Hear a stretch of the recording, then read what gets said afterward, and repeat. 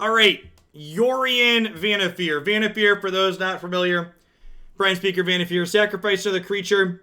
Search your library for a creature converted mana cost equal to 1 plus the creature's converted mana cost and put it onto the battlefield. Then shuffle your library. Activate this ability the only time you could activate a sorcery.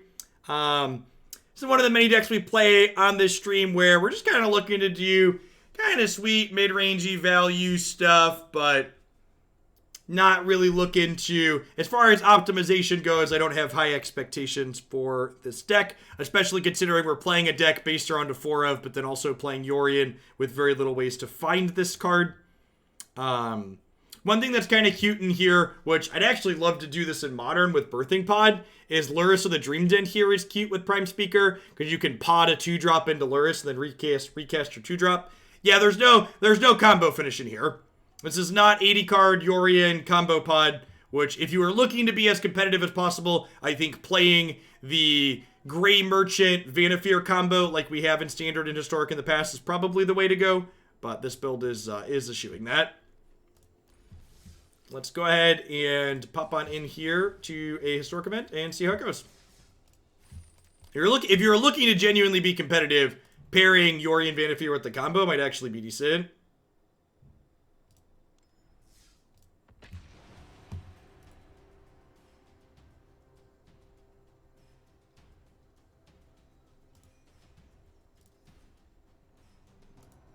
I mean, I just cannot say enough how awesome it is to be getting the data out of the Red Bull event that we're getting out of the Red Bull event.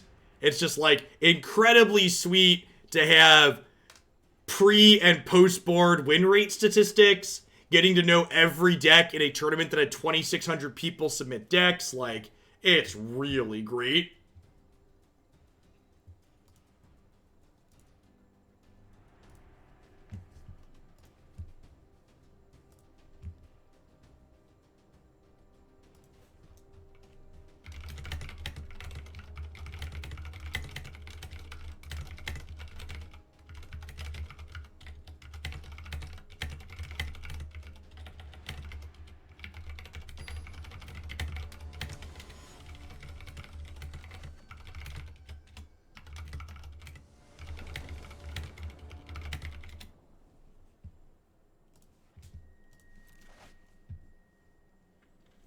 Well, I mean, land, mana dork.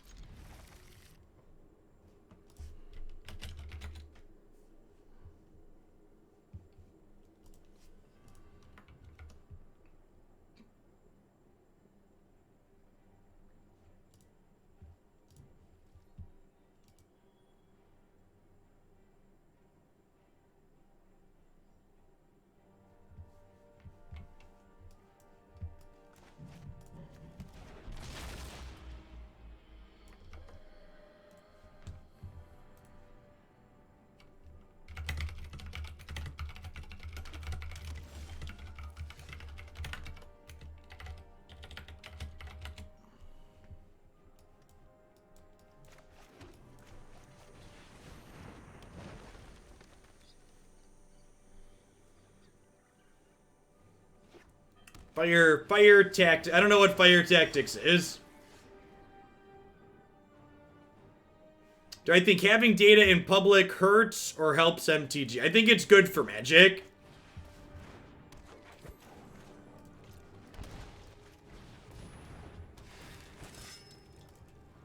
I think having data public is good because it allows people to make reasonable, logic-based arguments for when things are or aren't okay in Magic.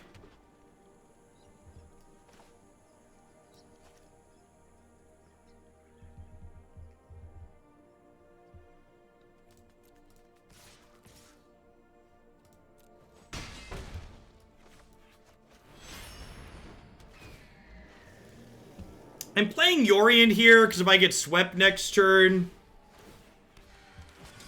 that would be ideal. Isn't the daily 5-0 data skewed based on different decks instead of the most winning? Yeah, MTG, we don't have good data at the moment. Good Magic data doesn't exist outside of Wizards of the Coast HQ. That's just objective fact. There is no good objective Magic data available to the general public.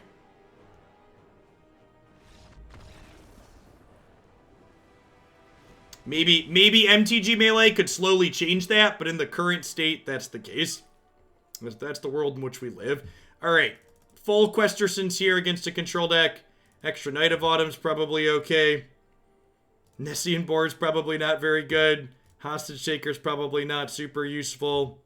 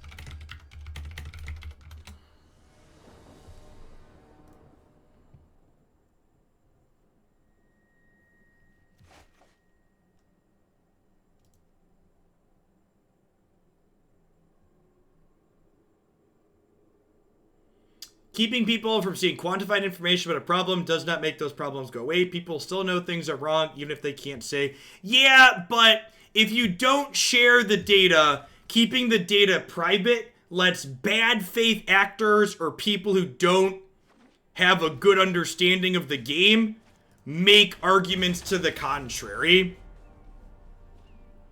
So having good, clean data lets you say things like, okay, when we get over 60% win rate on the best deck in the format, that's probably not okay.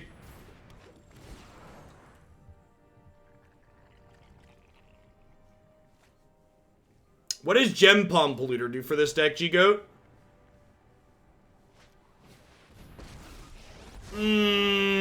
Questerson. Questerson.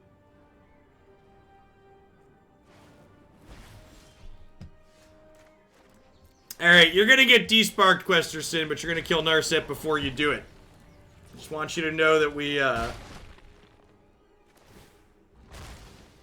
mind needs a rest.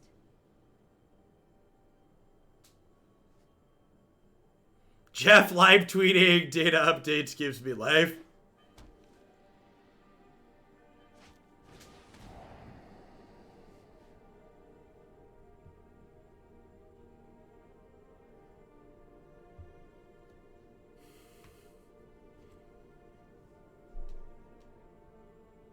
Your spark still lit a fire in our hearts. Ain't that the truth?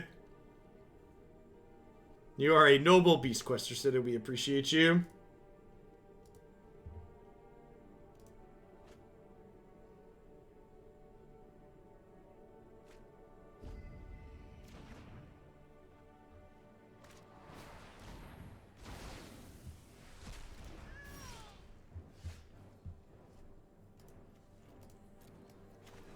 Alright, let's take a peekaboo at what you got up top. Is the tournament tomorrow? What tournament? The MIQ was this morning. I went 5-2 in the MIQ. I think I have 1 or 2 Texas Horror that I'm going to open later tonight. But I opened most of them during the last summoning event.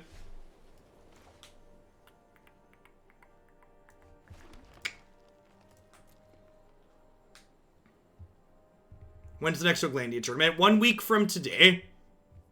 You can always find information on the Hoaglandia Open in general on my website. Attack them, kill search. The problem is that gives them a 3/3. The search isn't flipping yet, so I think I'm just attacking them for 5 and passing. Now I'm just going to attack them for 5 and play this. This gives me lethal on board.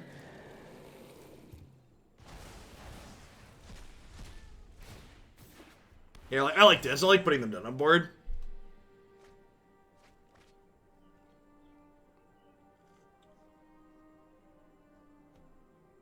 And, like, if they hit a sweeper, I get to go, like, Lurrus, replay Brain Maggot. Who's got 2 thumbs, ain't afraid to settle the wreckage? This guy right here. How we do with the Winota deck? We went 5-1.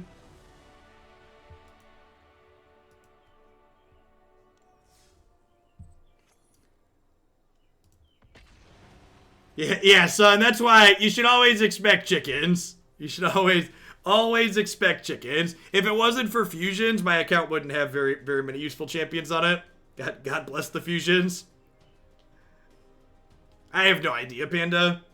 I don't remember. It'll archives will be up on YouTube later.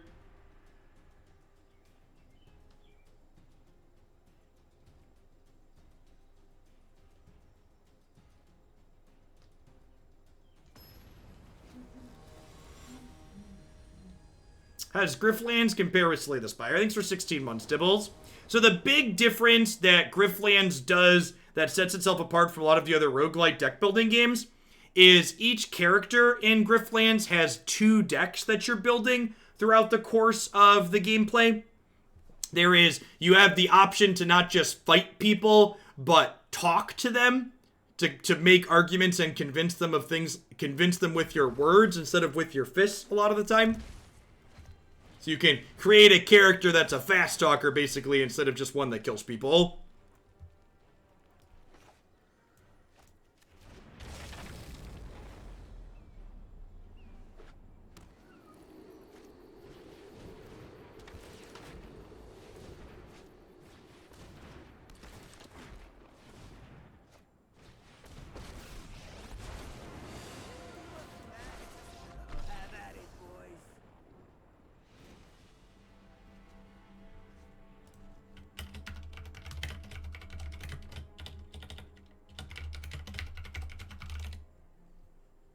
Alright, Hostage Shaker sounds good.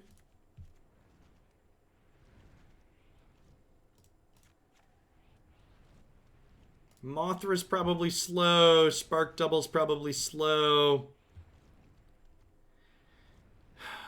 Oh, I guess I can leave Mothra in. Deputy of Detention's probably good. I just don't have enough hours in the day, silly cheese. It's tough. I really don't have a lot of, I don't have much hobby time at the moment. With trying to, between Christy being, you know, almost 8 months pregnant and trying to do school stuff with the kids on top of trying to work still.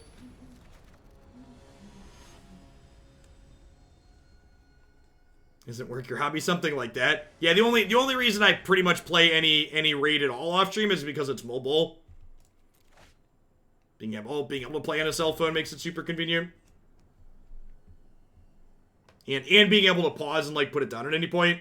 It's like, alright, something came up, I can put this away.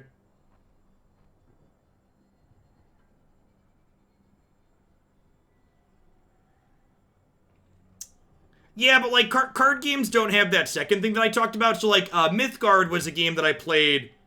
Mythgard's probably my favorite card game that runs on mobile.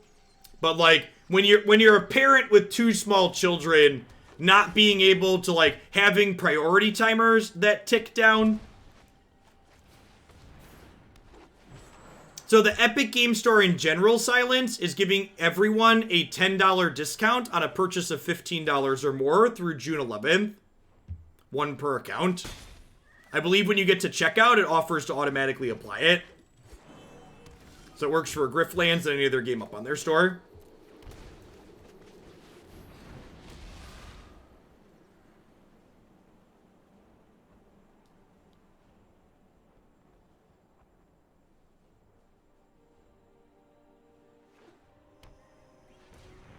Yeah, it's probably fine, Tantrum. As always, I prefer if you submit things through the queue so I can have a little bit closer look at them.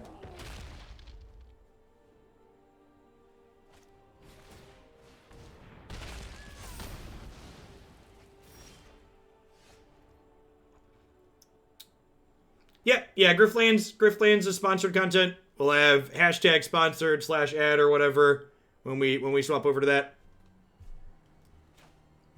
most non-Magic games, like we just got done talking about me not really having time to do anything other than work and take care of the family at the moment. Any non-Magic games that we play on this stream are pretty much sponsored content at the moment. That bit.ly link is an affiliate link that supports my content when you use it.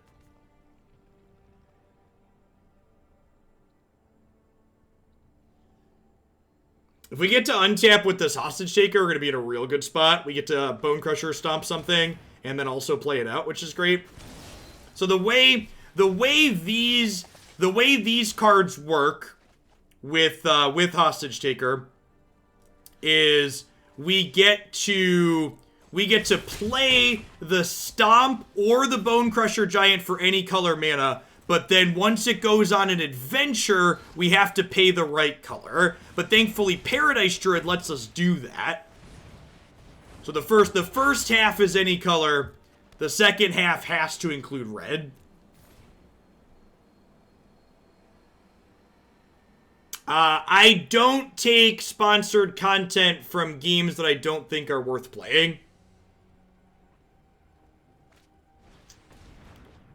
I watched Nox and Day9 play a little bit of Griftlands, and I played like 45 minutes or an hour of it off stream.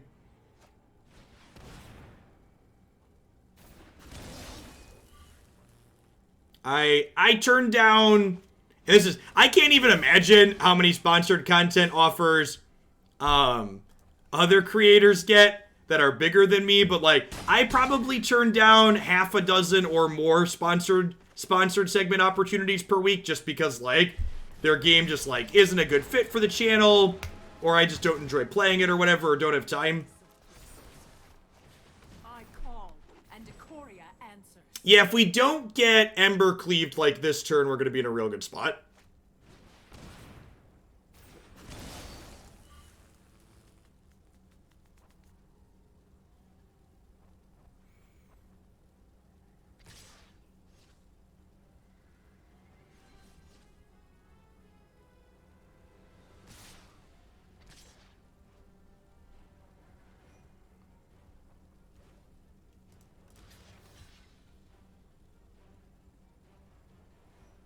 I think I do this and go to 1.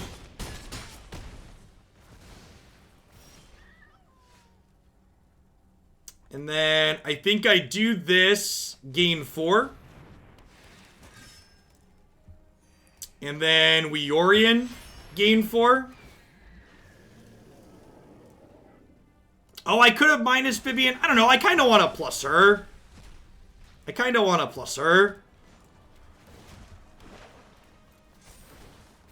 I feel like if she, like there's a Vannifar on top of my deck. I feel like if she lives, I'm pretty unlikely to lose this.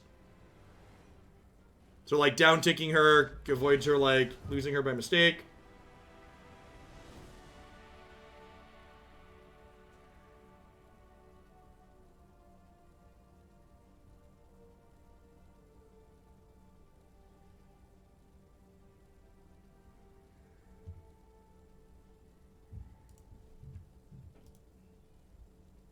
I'm happy with how we boarded. Hey, Tony. Thanks for the quarter of a year. Welcome back.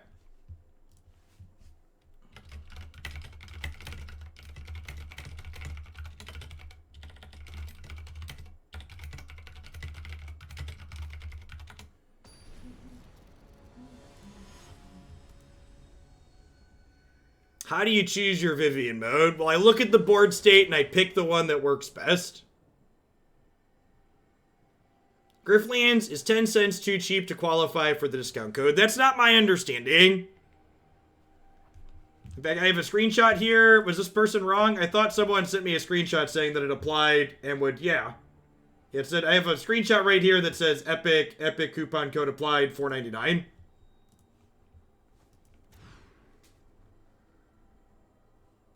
It should have worked for the discount.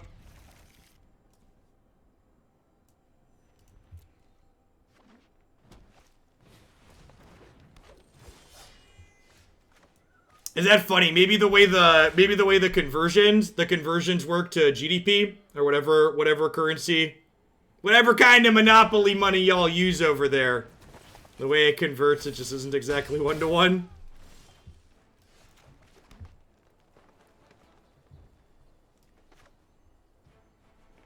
Queen Bucks is, I think, what they're called.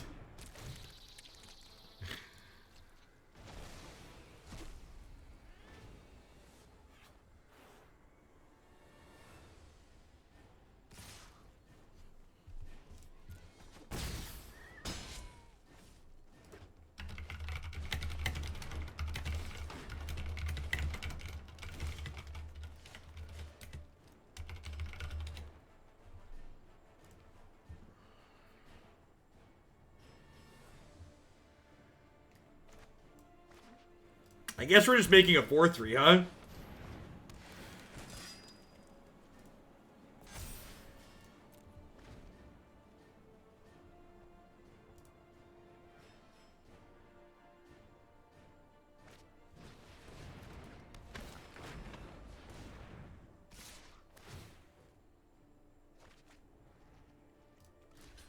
Go, Gadget, third point of toughness. It might honestly be right to eat the Pelt Collector there first, just because it gets bigger. Yeah, the Epic Game Store is currently running a deal where any game $14.99 or more, you get a $10 discount. Each account can get one $10 discount on a game of $15 or more through the end of the year, or through June. I don't know what the timeline is. Right now, today, if you add Griftlands to your account and you're paying with US currency, you can get a discount on it.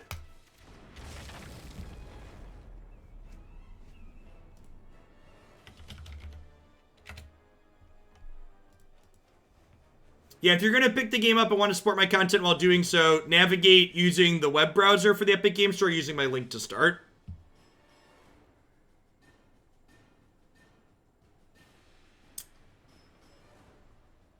Do I want to play a 5-drop this turn? I feel like the answer is no. I could Yorion and Blink Knight, that's true. I kind of want to just, like, make a food, eat a food.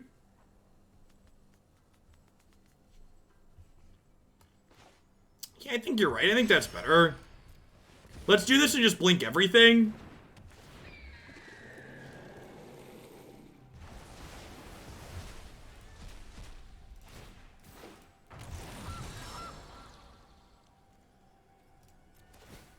I think I'm gaining 4 here rather than making a 4-3 this time.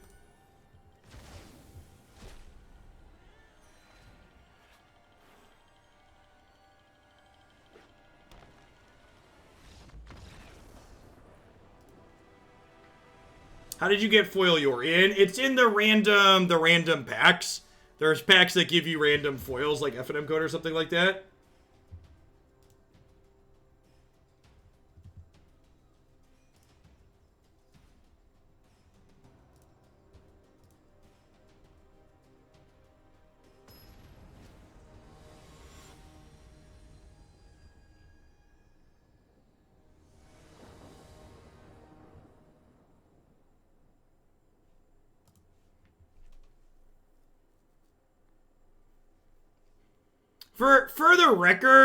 For the record, one, I would like to prefix this with, I think it's great that they are giving out alternative art stuff as prizes for things. I think that's a great use of that. But second, gosh darn it, Wizards, let me buy whatever foils I want to flip and buy. Take my goddamn money. Like, it is so unreasonably, unfathomably stupid that there are any full arts in this game that I can't just give you money to get. Like, what is up with that? Just, like, take my money if I want to give you my money and give me the shiny card that I want. It's my shiny and I want it now, chat. Even if you want to put a premium on them, that's fine. That's fine. You want to charge me more for certain ones for a certain time? Go for it. Fleece me. But don't make it not purchasable.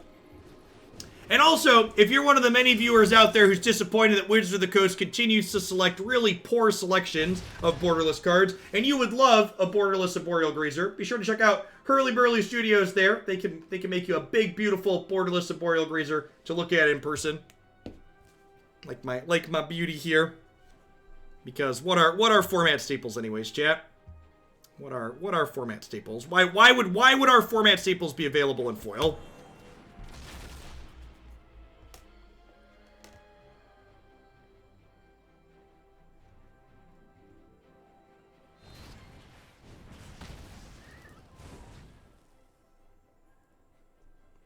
I think unique cosmetics that you have to earn or participate in some kind of big special tournament to get that you're never going to make available for purchase that are super unique is fine. I think having a generic borderless card art be something like that is beyond stupid. I think if they wanted to make, you know, the comic book arts or the stained glass planeswalkers or stuff like that be specific, that you had to have done this thing to get it and we're not selling it right away or ever, I think that makes a lot of sense. I think making the base borderless option be that is nonsense. Absolute nonsense.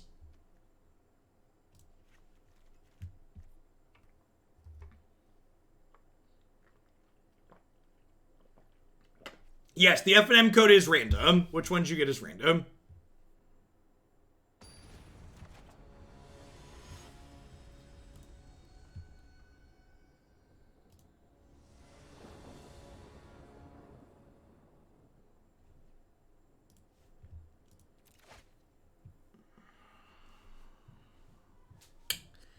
I guess.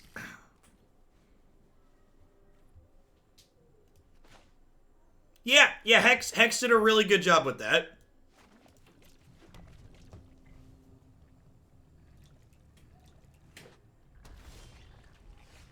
I personally, Tron, I agree with you that I would like to be able to just purchase everything.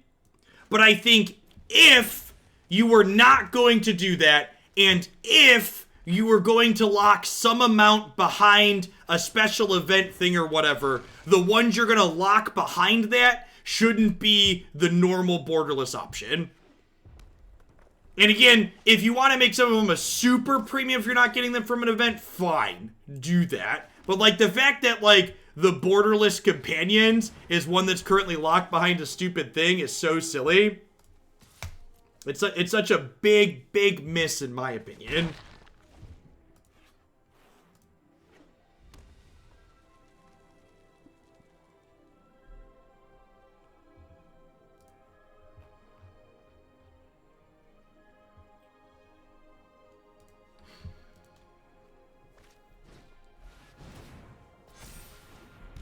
God, Chain Whirler is such a beating for these green creature decks.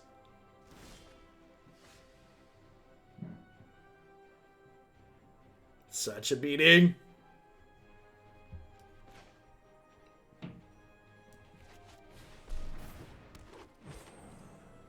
We're playing Griftlands on stream today, Thriss. So as always, the stuff in my stream title is the order in which I intend to play it. And my schedule's on my website. My schedule includes not only what days I'll be live, but what we're streaming on those days. So we'll be closing up with a couple hours of Griftlands today, tomorrow, and Monday.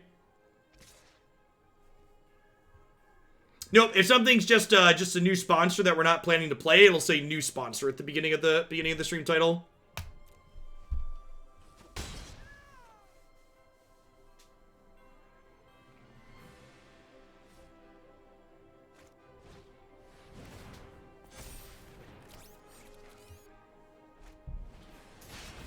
Light 'em up.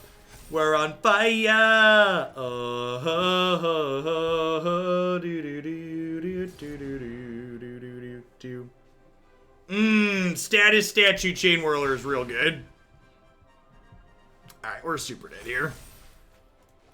Super duper dead.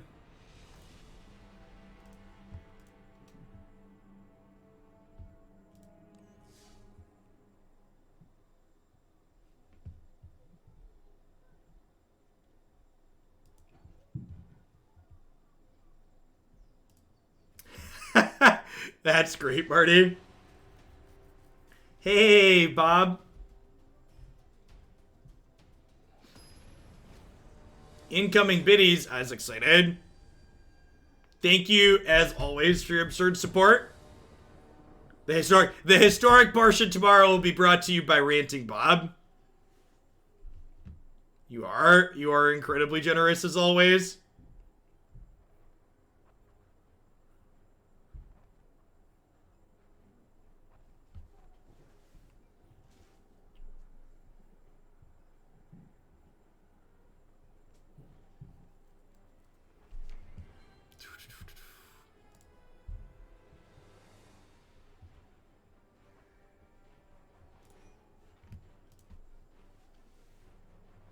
It's a lot of biddies. Bob doesn't have a crown for no reason.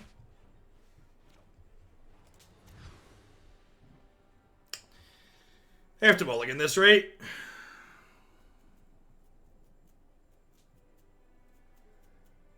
No, there's no Twitch integration for this campaign for Smith. So no pop-up alerts or anything like that when we did the raid segment. Thanks for checking out the sponsor. I think we bottom Trawler Plaguecrafter here in the dark. Keep Accelerated 5-drop.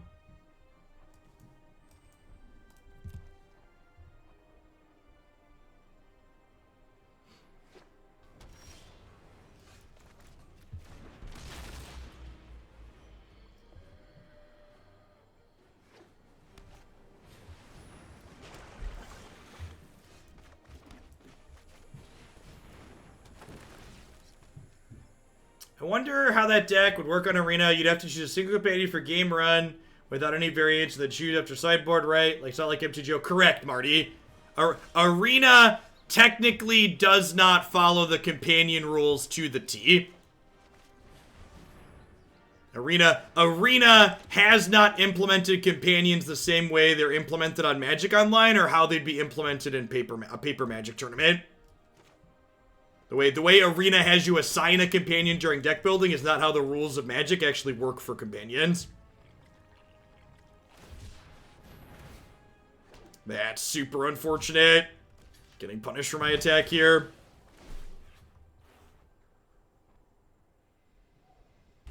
Now we can't play Vivian next turn. That's rough. Opponent probably playing Jeskai taking turns.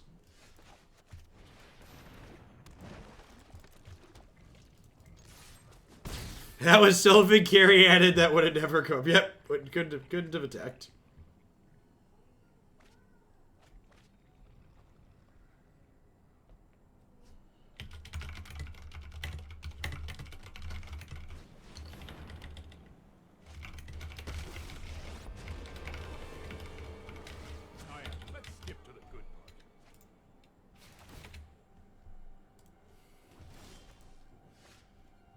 Feels like we're dead at this point.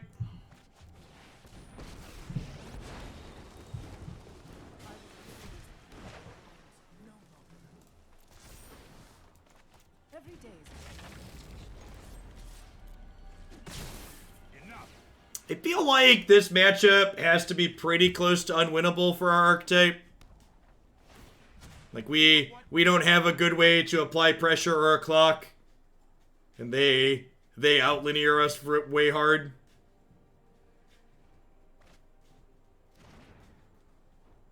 We have, like, Questing Beast in the sideboard and some more ways to destroy artifacts and enchantments, but our deck is so big it's hard to get to those cards consistently. Yeah, I think the Jeskai Turns deck is very good. Agree.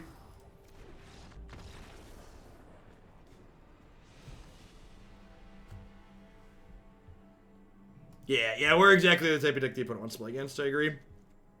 We only have 3 Knights of Autumn in our 75. Rough.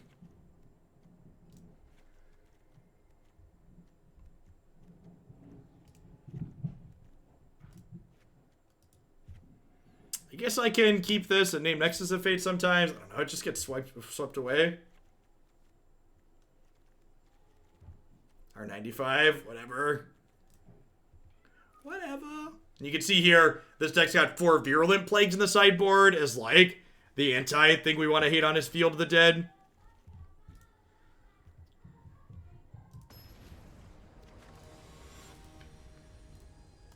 That's fine. If we end up flaming out of this set, we'll just get to Griftlands a little bit sooner. Hang out and enjoy that. Do we have something similar to that on the website? I don't think I've put Jeskai turns up on the website yet, but we've played it on stream a number of times before. Two or three times, I believe.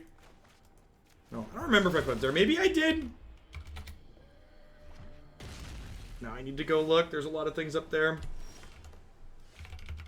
Actually, do not have Jeskai up there right now, it doesn't look like.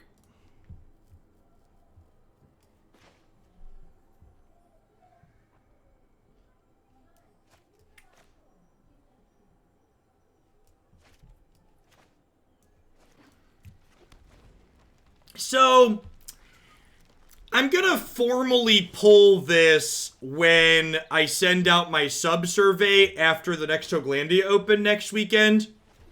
But I'd like to start a discussion about it now.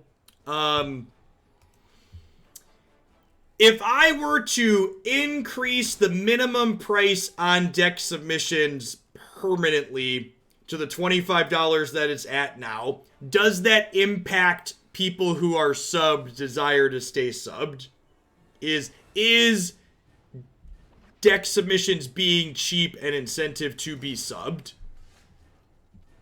Life Guardian, thank you for the 19 months. I appreciate that. Welcome back. I feel like that's a small incentive, but I'm not sure.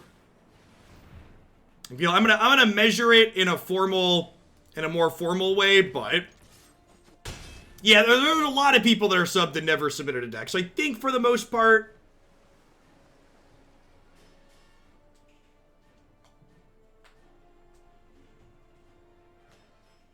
okay.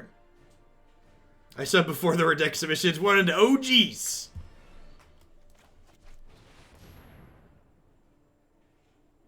I'll like you less and continue eating money at you. I hate you, capitalist pig. Well, so like, keeping the price higher keeps the deck queue smaller, which means decks that do submitted get played a little bit quicker. That's true too. Yeah, tier 3s would stay the same. So it might encourage people to change to tier 3s.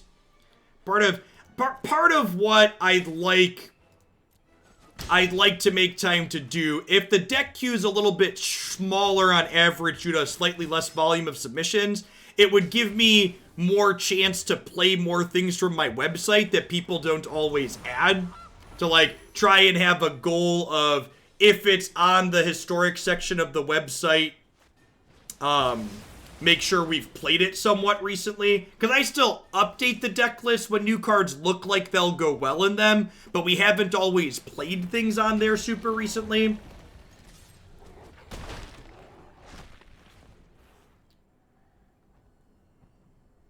Selfless Spirit would be very good. Well, MTGO price isn't changing. The thing I'm talking about changing is changing the arena minimum from 10 to 25. The Moto price is staying where it's at. I can keep up the pace. Because Magic Online is Magic Online is Magic Online. We're actually in a pretty okay spot here, huh? So Questerson gets to smack them. And then if they don't have a counter spell, I get to Cavalier kill Teferi. Want me to phase you out of time?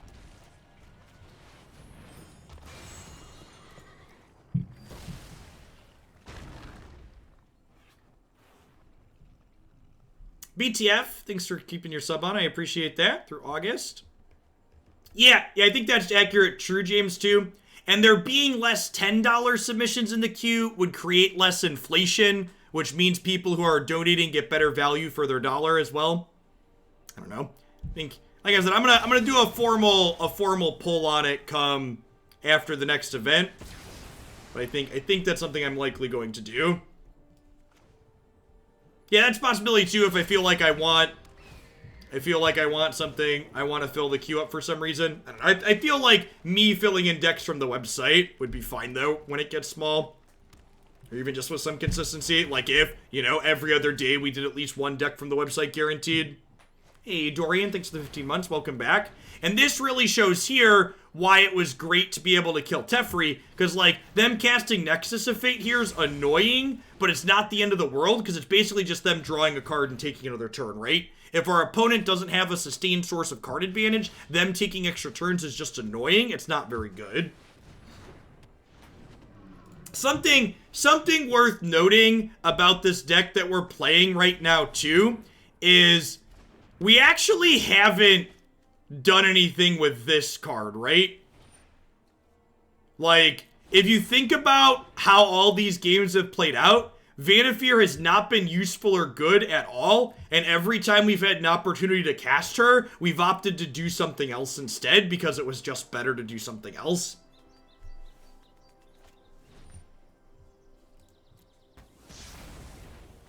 And like here, we're finally gonna play her because it's like what's left over, but it's like not super exciting, right?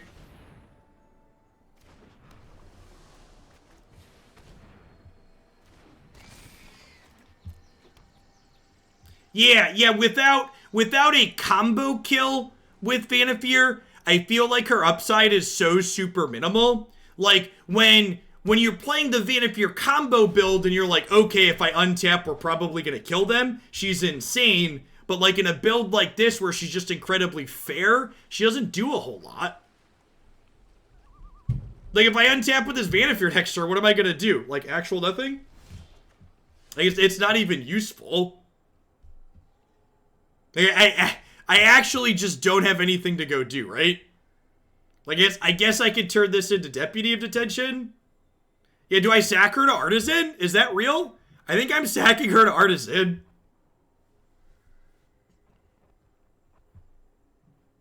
What am I getting if I sack her to Artisan?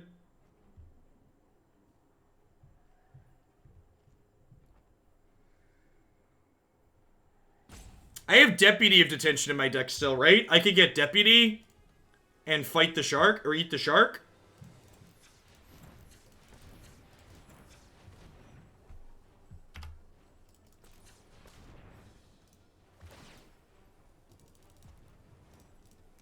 Pretty sure I left Deputy in. I have more questing beasts, but those aren't very useful because they just trade with the 7/7. Hey, Dabs, thanks for the sub-gifties. I appreciate that. Welcome, welcome. Thanks for keeping me around. Yeah, you can't, not only can you not respond to the legend rule chat, but like this also say sorcery speed. So like even if you could respond to the legend interaction, says sorcery speed. So it just doesn't work for two different reasons.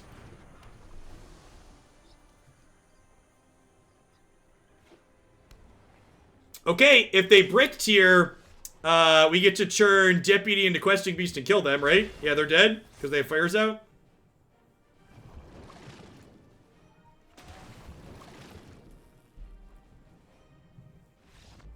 Alright, Vannifar was another Questing Beast. HA3 comes out this Thursday. Which, by the way, if you're someone that keeps track of my schedule, I'm planning to take Tuesday and Wednesday off this week, as opposed to the Fridays I've been taking off, because Thursday and Friday, we're going to play a bunch of Historic on stream with the new cards. Okay, looking forward to it. Thursday morning, we're going to start with a Moto League while we wait.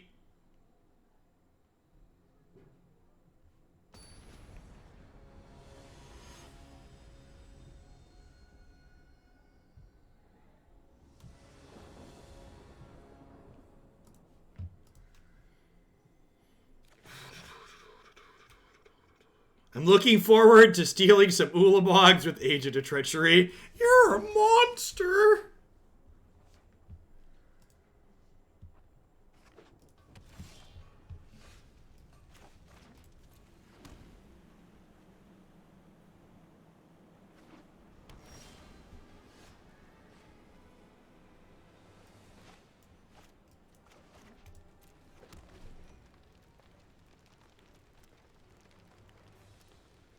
I feel like Ulamog is somehow worse than a 2/3, and it's frustrating.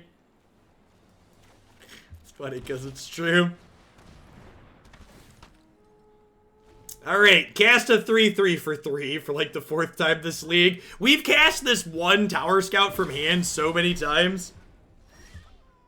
He just keeps on trucking, chat. Keeps on trucking.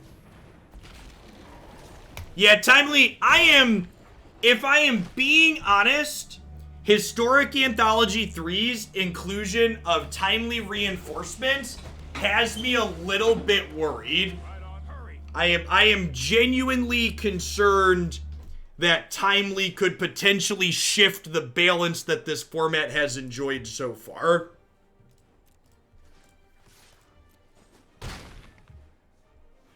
So, I think I'm going Elf into Mothra here.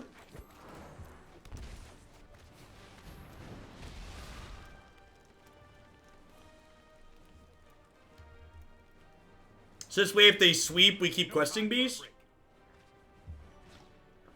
For 4x Questing Beast feels like a real sideboard plan here. Just like green beats.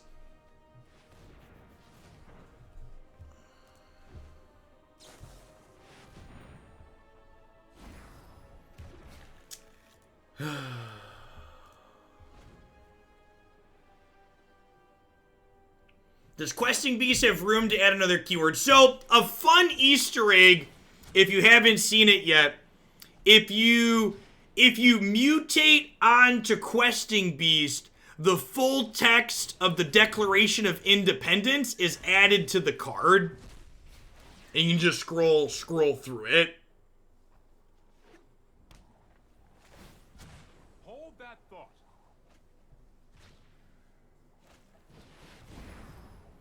Do do do do do do do do do do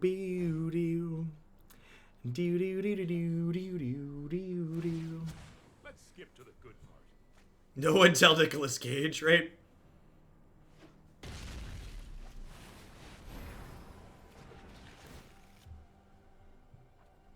You assume the run today was not great. I mean, I went 5-2. I won 71% of my matches in the invitational qualifier.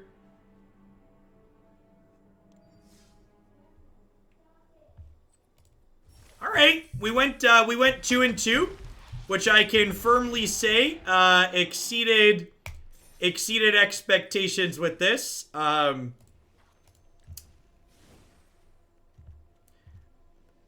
This card, I don't think I'm gonna play another Vannifar deck in this format that doesn't have the combo kill in it. Vannifar was just bad. She was worse than real cards that we would drew every time, and we just had a bunch of random singletons in our deck. I think there's a good chance that Vannifar is super reasonable in a Yorion shell with the Grey Merchant combo. In fact, the Grey Merchant combo decks, when we were trying to keep them at 60 cards, struggled to fit all of the cards we wanted to fit in them. And having more deck slots could be a sweet thing in there. But I really don't think there's a meaningful reason to not be comboing. Navir, thanks for the 27 months. Like, being a kind of fair mid-rangey deck that the opponent also has to respect, okay, if they untap with Vannifar, I die, is a big deal. And I felt like the kind of like, you know, the assassins and meddling mages and plague crafters like that aspect of this really didn't seem very good. All right, we are going to wrap up today with some Grift lands.